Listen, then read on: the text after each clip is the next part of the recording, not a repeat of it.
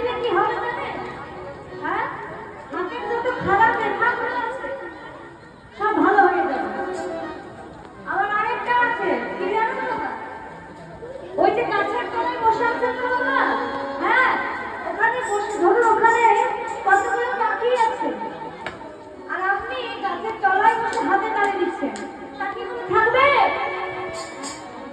কি গো, থাকবে? থাকবে না, হাতের তালির আওয়াজে উড়ে পালিয়ে যাবে, তাই তো? সেই রকম আমাদের এই দেহবিক্ষে পাখি আছে, পাখি আছে, 6টা পাখি আছে। সেই 6টা পাখি আমাদেরকে ভজন করতে দিতে বাধা দিচ্ছে, বাধা দিচ্ছে। আর যদি আমরা জোরে জোরে হাতে তালি দিই তাহলে এই যে পাখিগুলো আছে সেই পাখিগুলো উড়ে চলে যাবে, দূরে চলে যাবে। তাই আমাদের জোরে জোরে হাতে তালি দিতে হবে। যদি হাত তুলে হাত